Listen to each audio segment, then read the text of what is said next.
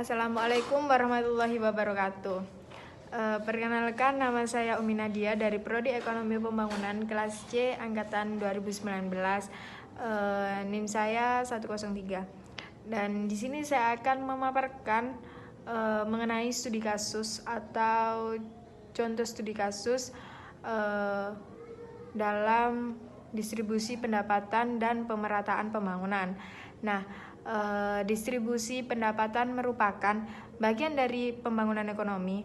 Dengan pemerataan distribusi pendapatan di suatu wilayah, maka tingkat kesenjangan antara si kaya dan si miskin pun tidak tinggi, atau tidak akan tinggi gitu.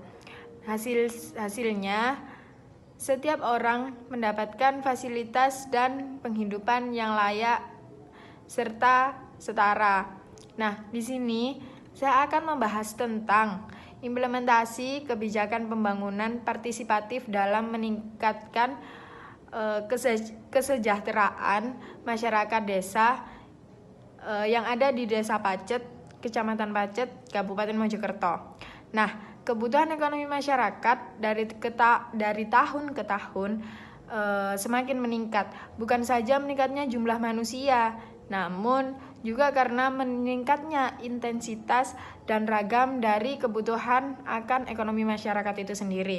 Masalah ini juga terjadi di Desa Pacet, Kecamatan Pacet, Kabupaten Mojokerto.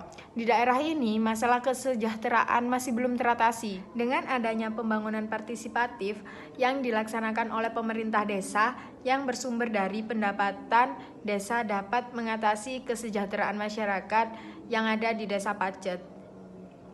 Berikut contohnya. Berikut adalah Jembatan Selawe.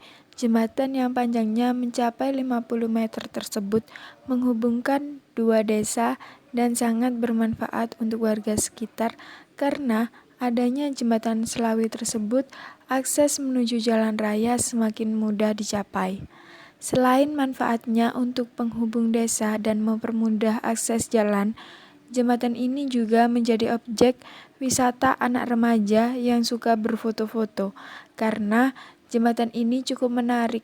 Lokasinya berada di atas sungai dengan kejernihan airnya yang khas, Puja Sera, atau biasa masyarakat Mojokerto menyebutnya dengan Geria Kuliner Bundaran Pacet. Di sini tempat pusat wisata kuliner khas Pacet. Geria Kuliner Bundaran Pacet ini juga mempermudah masyarakat lokal maupun para wisatawan untuk mendapatkan berbagai makanan atau jajanan yang tersedia dan berpusat di satu tempat. Dengan adanya Geria Kuliner Bundaran Pacet ini dapat menambah pendapatan desa. Selain itu, juga dapat membuka lapangan pekerjaan serta menambah pendapatan masyarakat sekitar. Wisata Pasar Rakyat Kembang Suri Park yang berada di Desa Petak, Kecamatan Pacet, Kabupaten Mojokerto. Sebelum jadi destinasi wisata, lahan yang merupakan tanah kas desa ini hanya berupa ladang sawah yang dikelola oleh perangkat desa. Namun kini disulap menjadi destinasi wisata baru yang diberi nama Mojo Kembang Suri Park. Nah, setelah kalian menyimak video itu tadi, saya akan sedikit mengulik tentang pendapat ilmiah. Menurut Jafrizal, bahwasannya perencanaan pembangunan daerah pada dasarnya adalah bersifat multidisipliner karena cakupannya yang luas meliputi aspek geografi, ekonomi, sosial, budaya, politik, pemerintahan, dan fisik. Karena itu, penyusunan perencanaan pembangunan daerah memerlukan suatu tim perencanaan atau perencana yang mempunyai beberapa keahlian dalam ilmu terkait seperti planologi, teknik, ekonomi, pertanian, hukum, pemerintahan, dan sosial budaya. Pembangunan desa dilaksanakan oleh pemerintah desa dan masyarakat desa dengan semangat gotong royong serta memanfaatkan kearifan lokal dan sumber daya alam di desa tersebut.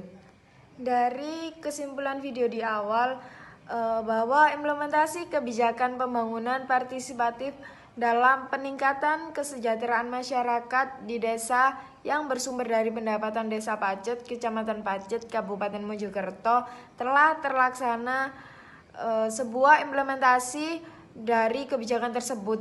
Pemerintah desa berhasil melaksanakan pembangunan dalam bidang sarana perekonomian dan infrastruktur, serta masyarakat berpartisipatif dengan baik untuk melaksanakan implementasi tersebut.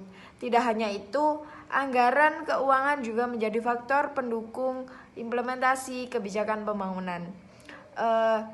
Mungkin cukup sekian dari saya. Kurang lebihnya saya mohon maaf yang sebesar-besarnya. Assalamualaikum warahmatullahi wabarakatuh.